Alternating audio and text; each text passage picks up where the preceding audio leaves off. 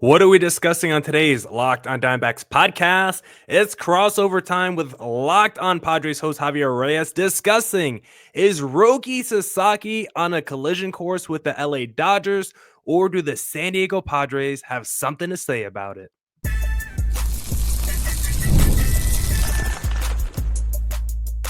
You are Locked on Diamondbacks, your daily Arizona Diamondbacks podcast, part of the Locked on Podcast Network, your team every day.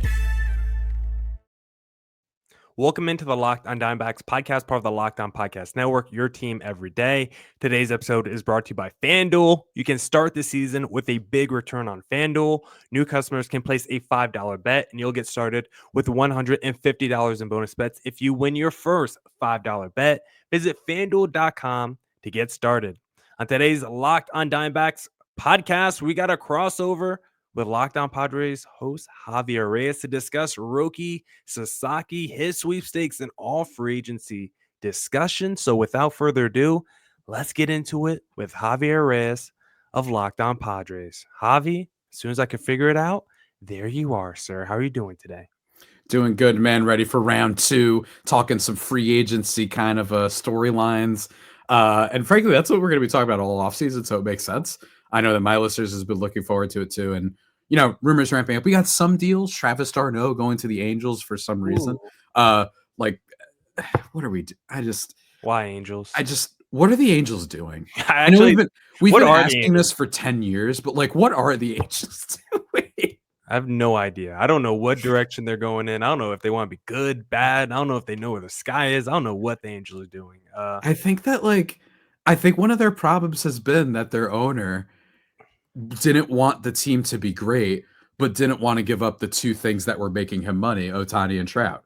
I think that that's part of this, where it's like, if they had traded those two and blown it up, you might be saying, hey, this upcoming year, the Angels, they'd be in the position where what the Nationals are in right now, where like you see the process underway. Like that could have been great, but instead, like, what are you even going to get for Trout?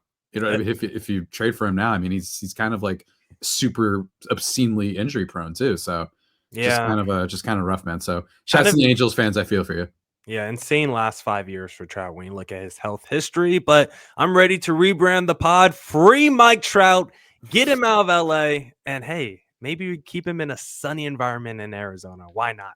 Okay, Javi, let's talk about Roki Sasaki. It sounds like he's getting posted by his Japanese team. I don't really understand why, because it sounds like they could get a lot more money if they just wait a couple years until he's 25 years of age. But no, Roki wants to come to America now. His team is going to acquiesce. And because of that, because he's under 25 years of age, essentially he can only sign up to like $7 million max if he waits until 2025. And teams like the Dodgers, the Padres seem like the two favorites, of course. The Dodgers already have Shohei Ohtani and Yamamoto, so they feel like they are number one, the clear favorites. It feels like a collision course between Roki and the Dodgers, but the San Diego Padres with the little Yu Darvish wild card trying to come in and help make a pitch. Do you think it's Dodgers or bust for Roki, or how strong do you feel about your team making a splash play this free agency? Look, you can never count out AJ Preller and the Padres. Mm-hmm. They basically talked about this on my show a couple days ago. With the exception of the offseason that Nick Castellanos was a free agent, he's just the one that I remember. I'm not trying to pick on him in particular. I believe that was prior to the 2022 season. With the exception of that offseason, every single trade deadline or offseason, the Padres have done something in the AJ Preller era. Basically every single time, more or less. Maybe that little rebuilding phase early on, but at least since I've been hosting the podcast, they've done something. The case to be made is the Yu Darvish factor, like you said. The fact that the agent recently praised AJ Preller for how he handled the Yu Darvish situation. The fact that the Padres have a great history with the way they deal with players, never going to arbitration with anybody. And the last thing is AJ Preller did name drop Roki Sasaki a while ago. It was very weird. Possibly fortuitous. It was, I believe it was, and forgive me if anyone wants to make in my comments to correct me. Although I did say this a couple days ago, I hadn't checked the comments. But you can leave it again, that I believe in Peter Seidler's like kind of memorial service, that I believe at one point he says, going after big talents, allowing us to do that, from your Sotos and to Machados and all these players and Roki Sasaki's internationally. Like he name dropped him. And I again, I know it sounds like I'm putting on the tinfoil hat, but I think that means a little bit of something. I also think that the Padres need him more. Shut up, Dodgers fans. I don't want to hear it. You guys can go out and sign another pitcher. You're going to get back Tyler Glasnow next year. You're going to have Ohtani as a pitcher. You're going to get Yamamoto even better next year. They'll be fine, right? Like, let's just be very clear. The Padres don't necessarily have as much of a payroll that they can't keep up, I should say. That's a better way to phrase it, with the Dodgers. And they don't have a lot of controllable assets, and they traded their best pitching prospects. All of that lines up to me saying it really feels like they have to get this man. It really does if they want to be able to compete. To be able to have someone like him, and you won't have to pay him what you had to pay Yamamoto because of him being 23 years old and technically still being listed as an amateur under MLB rules. Man, I mean, that would be so big. And frankly, I genuinely think it would be great for baseball if we have Padres and Dodgers just throwing nuke after nuke and haymaker in free agency. They could go out and sign Jack Flaherty. They're going to go out and try and sign Corbin Burns for all I know, right? Let the Padres get Sasaki. Let them get someone like that. That way, it's a little bit more of an arms race, and we keep this budding rivalry going. Yeah, it would be devastating to see Roki go to the LA Dodgers because for once, they would be able to sign a premier free agent without having to defer most of their salary into 2045. And so they would be instantly be able to acquire him at his talent. And then, like you said, with Ohtani coming back, Yamamoto, like they're building the Japanese Avengers over there. And I don't know if that should even be allowed. Like, do we need to have discussions about should there be stricter rules? I don't know if I want to get into that whole kind of conversation because they have done everything the right way. But I do think it's kind of crazy that they can just add all the premier talent from overseas. And like, there's not really any way for another team to like fight against it because Roki is just going to be able to choose wherever he wants to go. The money is pretty much going to be the same wherever. So it really comes down. Yeah, it's not going to be an issue. So do you want to go to the team with guys already from similar walks of life, similar backgrounds? It's going to be a lot easier to integrate into the culture of like the LA Dodgers, where you already know Japan, your whole nation is already supporting that team, already behind that team. So it's like, why wouldn't you go there if you're a Roki, right? I'm hoping the Padres pitches. Yu Darvish is already there, and then you can be the face, right? If you got Ohtani and you got Yamamoto, you're getting overlooked, right? But if you go to the Padres, you're now the premier Japanese stud over there. You don't want to be Kevin Durant, right? Love Kevin Durant for what it's worth. He rocks. But like, you don't want to get that type of treatment. Everyone's going to call you KD. Now, he has no idea what that'll mean necessarily. No, I mean, he might know. Right? I don't know. Maybe he follows basketball. But you don't want that. You know what I mean? You just don't want it. It's not as fun. Be cool. And honestly, frankly, Miller, go anywhere except the Dodgers. I don't even care. Go to the Mariners. Go to the Orioles. Just don't go to the Dodgers. This is so lame. Please don't do this. You know what I mean? Like, let's get some excitement here, and let's stop having it that there's only 4 teams that get the fun players. But Javi, you never complain when the Padres get the big players. Yeah, because the Padres are new. They're new to this. That's why it's great. They're a new player, right? Same thing kind of as the Mets. Nobody ever gives the Mets crap for that. Like, it's cool.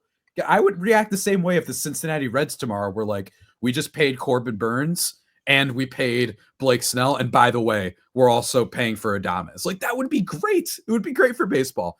And for a player like this, the league has no excuses. You're going to learn a lot about the league if the Dodgers are able to get this guy too. Yeah, and I think there could be a new old player that we might have to watch out for when it comes to a lot of these big free agents with the Rockies and like even the Juan Sotos. The Boston Red Sox, I think, are a team that maybe watch out for this offseason because from the tea leaves, it sounds like they might actually try to get serious this offseason, but they've had that discussion before, so it's more of a wait and see. But this could be like the first move that really starts off that new era of Boston Red Sox, that they truly are getting serious about getting back into World Series contention. Now we'll discuss what the D-backs and Padres need to do this offseason if they want to close the gap with the LA Dodgers in segment number 2. But hey, if you're an Arizona Cardinals fan, then why not go on FanDuel and place a little wager on an upcoming game, because get ready to tackle the NFL action with FanDuel, America's #1 sportsbook.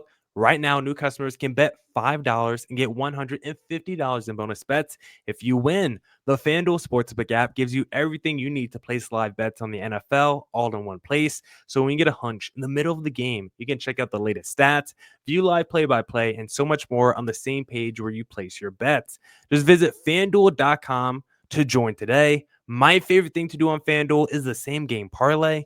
Give me the Cardinals. Give me the Cardinals money line. Give me Murray anytime touchdown. Give me Marvin Harrison anytime touchdown. If you did that 3-leg this past week, you would have won. So go to FanDuel. Get started with $150 in bonus bets. If you win your first $5 bet, that's FanDuel.com. Never waste a hunch and make every moment more at FanDuel, an official sportsbook partner of the NFL. All right. Let's get back into the Locked On Diamondbacks, the Locked On Padres crossover.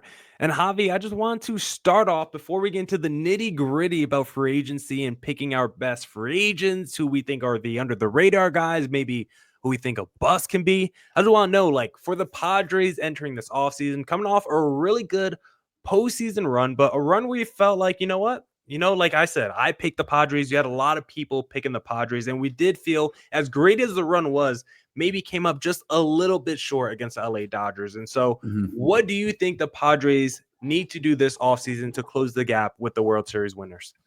I think that it's going to come down to just them playing as well as them next year. I really do. I think they need the pitcher because of the Joe Musgrove injury.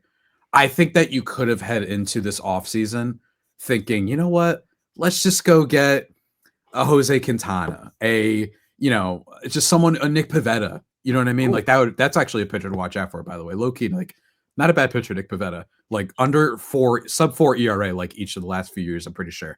I'll Google it in a second to make sure I'm not lying. But I don't know if I might be a little bit crazy on that one. But maybe like expected ERA under 4 the last few seasons. Maybe that's what it is. Yeah, maybe that's what it is. But I think that I think they could have gone that route, but with Joe Musgrove being gone, I think that they need to try and get a pretty top line starting pitcher, which is why I think the Roki thing is so huge, because they don't necessarily have the biggest payroll flexibility in the world, and this would fix that situation. They could also go get Blake Snell, right? Just have the reunion. That would be hilarious if you just brought him back. I mean, there was that fun moment in the offseason when he sent them the pizza party. Apparently he would do like pizza party things for the Padres. And when he visited as a Giant for the first time, he still like sent them a pizza box or whatever. And I was like, he's saying, hey, for the record, guys. On the Michael Jordan flu game, be careful. Yeah. You gotta be careful with that. That's such a funny conspiracy theory. Like, I love that people think that that's what happened. I think it's adorable. But anyway, yeah, man. So I just think that that's kind of what they need to do. And then just some depth pieces, obviously, across the board in a bunch of different ways. But I think that's the biggest thing. It just feels like that's it. It really does. I don't think they need to like go crazy for relief pitching. I think it's okay that they're losing Tanner Scott. Got to get that pitcher, man. It feels like they have to. Yeah, Joe Musgrove, Tommy John, that hurts a lot. And at the end of the year too. So you're not even getting him halfway through the year or anything like that. You're not having him. So yeah, who are the biggest pending free agents right now for the San Diego Padres? It is Tanner Scott, it is Ha-Seong Kim, and then it is Jurickson Profar. Oh, and then who do we think we're bringing back, if any, of those 3 guys? And do you think they're going to get like massive, like Profar coming off the season he just had? Like, what's his market value looking at? I think Ha-Seong Kim's probably a little bit cheaper, but I still think he still had a very good season. I think he's still a very useful, like super utility guy. So I do think some of those Padres players could get a little expensive quick. Athletic projected 3 years, 48 for Profar. Okay. I think that it's Profar that they bring back. I know that the reports haven't been encouraging, though. There's been reports that say it's likely he isn't reunited with them. That's scary because his vibes and everything seem to just be like this is where he's beloved the most. I think a 3-year, 45 type of deal with maybe one of those years being an option, a club option for the 3rd year, I could see that happening. So like a little bit less than what Bellinger got, I think is what we're looking at here. But unlike Bellinger, I do think that there's a good portion of it that is pretty legit. The thing that isn't legit is that he had like I think he had a 326 WRC plus at high leverage this year, which is obscene. So like that's not happening again, right? So I think aside from that, I think he's a quality player to pick up. And I think that the Padres are still going to at least try to bring him back. So that'd be the one. Tanner Scott and Ha-Seong Kim, I think, are gone. So you don't think Profar's season was like, you think it's sustainable what he did? Obviously, he like slowed down from what he did in the first half to the second half. But do you think it's at least repeatable, like close to what the numbers he put up in 2024? Yes, I think that you saw tangible changes while Bellinger, he got better. But like, for example, Cody Bellinger, I love using weighted on base versus expected weighted on base as just the like an initial advanced stat to tell you if someone was getting lucky. An initial one. It's not the full story. But Bellinger in 2023, his weighted on base was 370. His expected was 327. That's an insane drop. And guess what happened this year? It was 322, right? So that's what happened. With Profar, right? With Profar on top of the swing changes, he got a much more direct path to the ball. There's a great article on Fangraphs about this. 364 or 365 weighted on base, 364 expected. I think that there was stuff he did this year that suggests that, you know, let's say that the WRC plus goes down from 139. Maybe he's a 125 guy at worst, right? And then, not to mention all the clubhouse stuff, I think he could be good there. The reason why he's not going to get a major deal, I think the biggest thing is that, unlike Bellinger, not a good defensive player. I think that's the problem with him. But I think a good amount of it is sustainable. And it's not like he's old, right? It's just, it feels like he is because he's been in the league so long because he was so young. So I would be open to bringing Profar back. That's our guy. So why not? Profar, only 31 right now, be 32 at the start next season. So yeah, definitely not old at all. Tanner Scott is someone that I would love the D-backs to go after. Just think he could get those top relievers on the market could just get a little too pricey sometimes. But when actually looking at the free agent market, Javi, how do you actually look at the tier one? Who do you actually, if you had to just rank like tier one free agents, the biggest needle movers, the biggest like earth shakers this free agency, who do you have? Because for me, my tier one is only 3 players. It's Soto, it's Roki, it's Corbin Burns. There are other players who are very close, guys who could pitch or play like they're tier one, but in terms of like consistency, that I would feel like for like the next 2 to 3 years or longer, I would say those 3 are like my tier one free agents this offseason. I agree with that list. I would only add Profar. No, I'm kidding. Okay. I'm kidding. Profar. Snell is so hard. He's close. He's like the one guy that's like right there. If you're like doing it like objectively, it's so hard because there's something to be said for being worried about a pitcher who you know will stink at the beginning. And then every time he gets rolling, and like Blake Snell, when he's on, is a top 10 pitcher in baseball. The reason he's not in general top 10 is because he looks miserable when he's not on. And I think that's what happened with the Giants this year. They signed him late. What did they think was going to happen? You signed him late. He misses spring training. He already is a guy that needs to build up. And then you saw in the second half, he killed it. And they stupidly didn't trade him. Giants low-key a team that doesn't know. I give you a Snell fun fact real quick. Yeah, go for it. Every time I look at his baseball reference, I'm shocked. He's the all-time leader in strikeouts per 9 innings. Yeah, all-time leader. It's insane. When he's on, that dude is disgusting, man. Go look up his rap video too if you want to have a laugh. He did it when he was in like high school or something like that. It's so funny. It's so stupid, but it makes me laugh every time. Yeah, I think it's Roki. I think, you know, Fried is a really good player. Fried is right there too. He's like Fried is a really good player, but I think you're right. The like top 3, like the ones that like everyone's going to lose their mind over when the Jeff Passan notification drop. It's Roki, it's Burns, it's Soto. And obviously Soto being the biggest, that is not just a free agent. That is like when we're growing up, you and I, like the A-Rod, right? Like, oh my God, A-Rod signed for how much? Oh my God, Miguel Cabrera signed for how much? That type of free agent. It's going to be one that absolutely sets the league on fire. I personally, at this point, I'm just rooting for like the most random team. I know it won't happen, but I think it would be hilarious if like the Braves somehow got this guy, or like the Phillies, right? I wouldn't even buy the Phillies. The Phillies, the owner just being like, screw it. I don't care how much money I'm losing. We're going for it. I think that would be sick. Yeah. I don't know. That being said, it would also be hilarious if the Mets got him. It would be really, really funny if the Yankees let him walk across town. Oh, yeah. Because, and then we'll still have to have media and reporters and everybody still pretend that Hal Steinbrenner cares about the team. He doesn't, guys. I promise you, he doesn't care. He cares the amount that you need. He clearly cares about how he's viewed, which is why I still think the Yankees get it done, right? It's just going to be so bad. It's going to look so bad if you let him walk. But he does care about how he's viewed, but he doesn't actually care about winning the same way that his father did in George. So we'll see. I think they're just going to back up the Brinks trucks and just pay him $600 million. Right. Why not? You should. They make that money back in what, like half of season? Like, come on, it's the Yankees. There's not a player with better. The Yankee hat. The Yankee hat in the merch shop will make up for the money. You know what I'm saying? Like, come on now, let's do it. Yeah, and there's not a better player more suited for Yankee Stadium. But like I said earlier, that new old player, they already have the next meeting, I think, lined up with Juan Soto. Again, the Boston Red Sox, if they are serious this offseason, you throw a bag to Juan Soto, then you got Devers and Soto in the middle of your lineup going to Yankee Stadium. We already know what Devers does in New York. You bring Soto back into the fold, that would rip the hearts out of New York Yankees fans. I would not be upset at that at all. Even as a Boston hater, not gonna lie, that would be hilarious if that happened. It would be so fun. I don't see it, but it would be so funny if they no. But it's for that reason. I refuse. They will, if they hear, hey, Red Sox are interested. No, we can't do that. Like Mets is one thing. At least we won't have to face him, right? But no, they cannot. That would be insane if they let him go to the Red Sox. You cannot allow that to happen. I believe Yankees will back up the Brinks trucks. And again, if you want to argue Max Fried or Blake Snell tier 1, I would not be mad at it because Fried is a guy who I think is an absolute stud, and whoever signs him, I think it will change life potentially for that new franchise. But I want to talk about some under the radar free agents and some guys who could be busts this offseason, Javi, in segment number 3.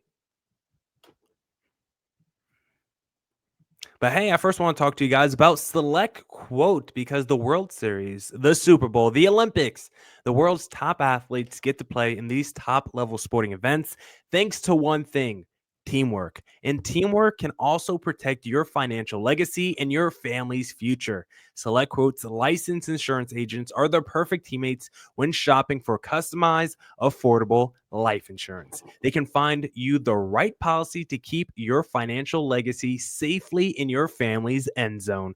Other life insurance brokers offer impersonal, one-size-fits-all policies that may cost you more and cover you less, while Select Quote's licensed insurance agents work for you to tailor a life insurance policy for your individual needs in as little as 15 minutes.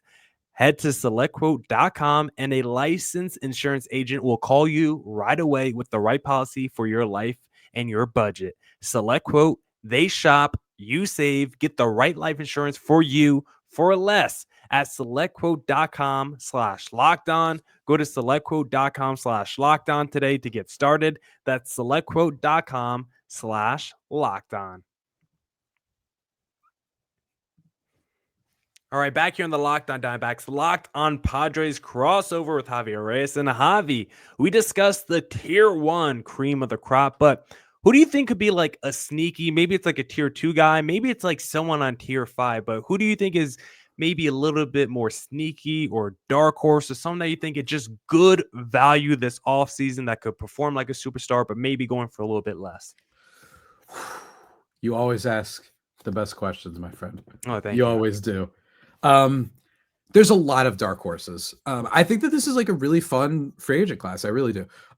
By the way, yes, it's expected ERA on the Nick Pivetta thing. It's not that great, but like as a guy you can probably get for nothing. I don't hate it. I'm going to say this is like my craziest take. Probably. I kind of wouldn't mind taking a shot at Eloy Jimenez. Ooh, I like that. I don't hate it. I don't. It's tough. It's tough, but basically here's what the prevailing thing would be. The prevailing thing would be, it's been so bad, there's no way you're going to have to pay that much for him. And at times when he's been healthy, look, he hasn't played a lot. Like literally had not played more than 84 games, right? Never played more than 122. But here's some WRC plus numbers: 115 that rookie year when he hit 31 bombs, 138, 100, 143, 105. And I know he had in 98 games this year 78, but that was weird. It was the White Sox stuff. He's still kind of young, 27, gonna be 28 next year. I think he's the type of player that if you're a team that's not a contender, you throw a 2-year deal, maybe a club option, and you say, you know what you're doing? You're doing what happened with Cody Bellinger. Cody Bellinger after the Dodgers gets like nothing. You bring him onto the Cubs, all of a sudden crazy value. And if you're not a contending team, maybe you flip him at the deadline, get some prospects. I think that could be a move for some teams. I don't mind him whatsoever.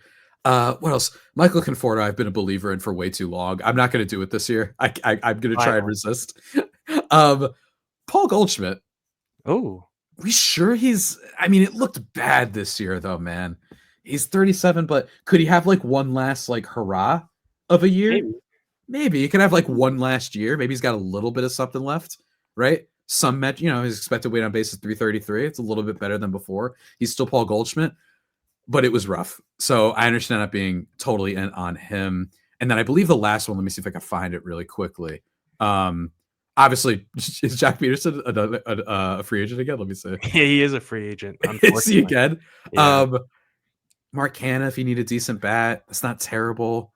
But I'd say like that would be my like one to throw out there in terms of sleepers. Is I don't think there's a reason why Eloy Jimenez was a hyped up prospect. Mm-hmm. And maybe if you just bring him to a culture that like knows what it's doing, right? Teams that know how to develop, you just activate him, stop him from doing all that weird stuff he was doing over there in Chicago.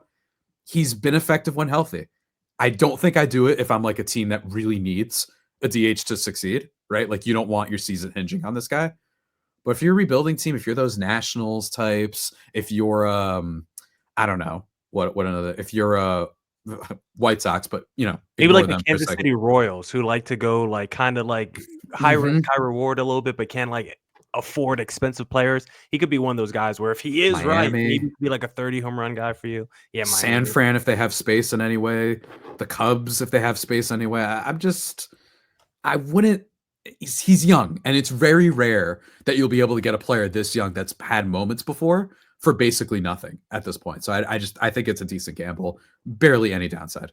I think that's a good call. I kind of like some of these like guys who are like coming off Tommy John or like a year removed from Tommy John is like interesting flyer dudes. Like Walker Buehler had a very weird season with the Dodgers, but kind of ended strong in the postseason. I would love to take a swing on Walker Buehler. A Shane Bieber might miss the first couple months, but if you could get him like on a 2-year deal with that second year is like a club option or something like that, that could be very interesting. Blake Trinian was electric for the Dodgers previously, had missed like a year, came back this year. He started to look good as well. I think some of those guys who were not too far removed from injury or coming off injury are kind of interesting.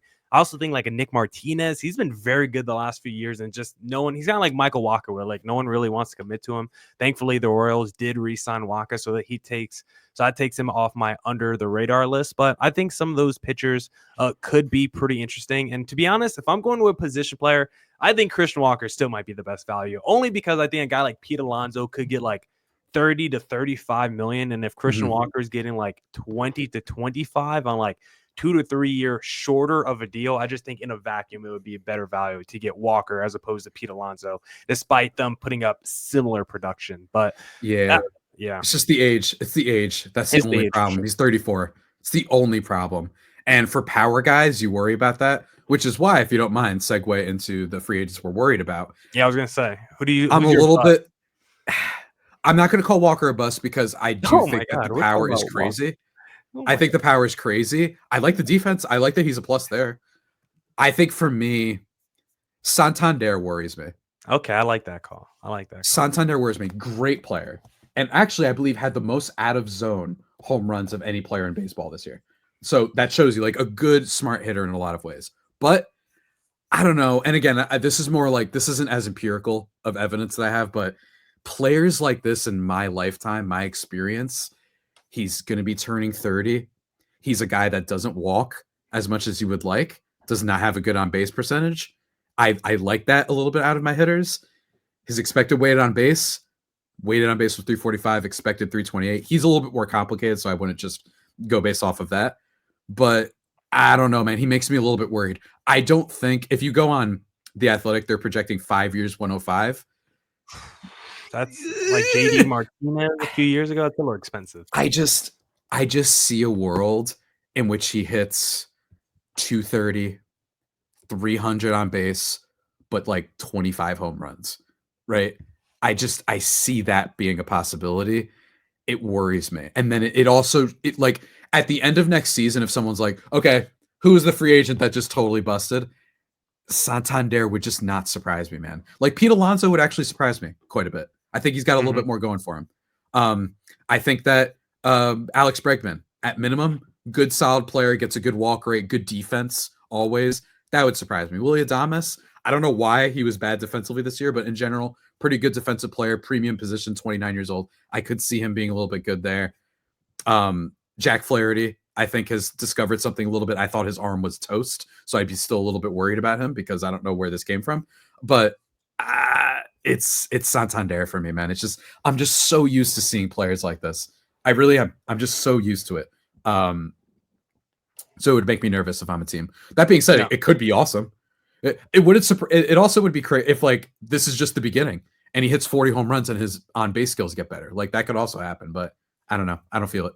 That's so rare, though. I think it's definitely more likely goes the other way, where this is his breakout season during the contract year. He goes into the offseason, he gets paid, he comes back next year. It's like, oh, he looks more closer to the guy we've seen the last couple of years than the guy who had 40 plus home runs this past year. And honestly, my pick for a guy I'm most worried about is the guy you just kind of touched on, Alex Bregman. I am kind of worried about him because I think the contract he's going to get, according to like the market value, he's still getting paid like he's playing in 2019. I don't think he's there anymore. Like the market value is saying he's going to get like 30 million a year, and I think he's probably closer to like 18 to 20. Like it's like I know you're worried about Christian Walker, but is Bregman and Walker not in the same class of free agent? I don't think Walker is probably going to get the level of money that Bregman gets. Again, the age of Walker affects a little bit more, but I think Bregman at 30 years old, I think he's like an old 30 though. I think this is the guy by the time he's Walker age now.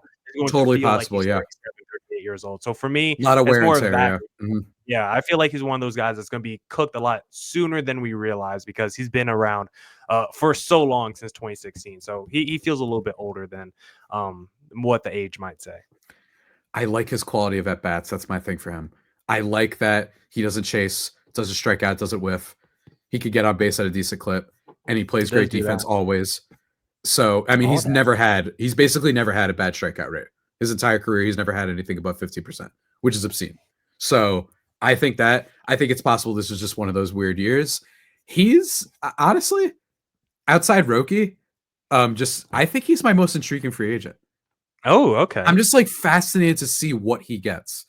Because if you're totally in on him, I get it. And if you're out on him, I also kind of get it too, where you're like, I think the best years might be behind him. I totally get that too. This could be a situation like a Trevor Story, right? Like Trevor Story got signed and everyone was like, I think the best years are behind him. And it was true. Now he got hurt. So that's the difference. But and he also I can't wait to see what happens. Yeah, he also, I mean, debatably, there's an argument that Trevor Story was only good defensively and that Coors was like hyper inflating his numbers. I get that. But yeah, I'm just, I don't know. There's something about Bregman that I'm really curious to see what he gets. I think he gets like at least 150. I think he gets 150. Like 5 for 150. That's what I'm like, because the prediction I'm just looking at like 6. Yeah, Athletic has him at. Let's see. Let me just check real quick. At the Athletic, they have 7 years, 189.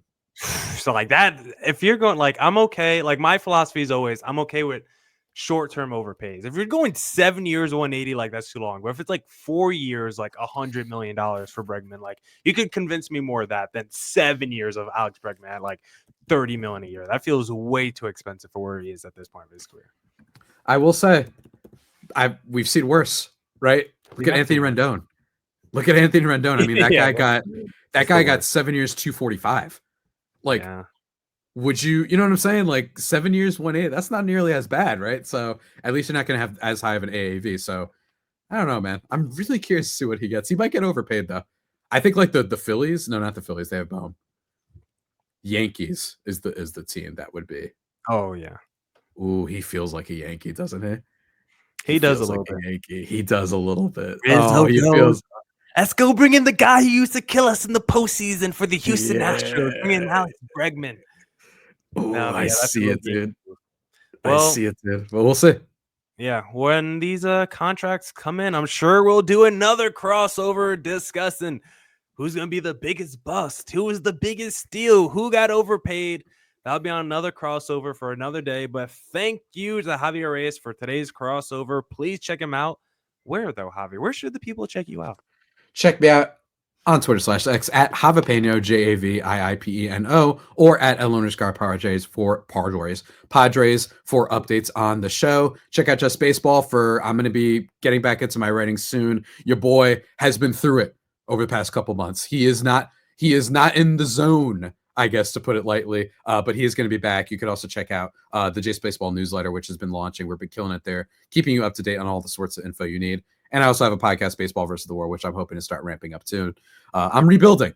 I'm in my rebuild era. Let's put it that way. I've been in a little bit of a rebuild era lately, so we'll see how it goes out. But check it out. Well, someone tell the Saints to rebuild because I hate watching them every Sunday. But that's a story for another You're a day. Saints guy? I am a Saints guy. Oh no, I'm so sorry. Yeah, we're just the worst. I actually just hate our team. I need to talk to Ross about it one of these days. Please check me out at CareerThomas24 for the personal on Twitter, Miller.Thomas123 for the personal on Insta, or look up Locked On Diamondbacks, both Twitter and Instagram for the podcast handle. And please hit subscribe to Locked On Diamondbacks, Locked On Padres on YouTube, and wherever you stream podcasts. Until next time, probably mid-season, maybe in a couple of weeks, maybe 2 months from now, but I'm guessing it's not going to be that long. Until next time, Javi, another crossover. Doses.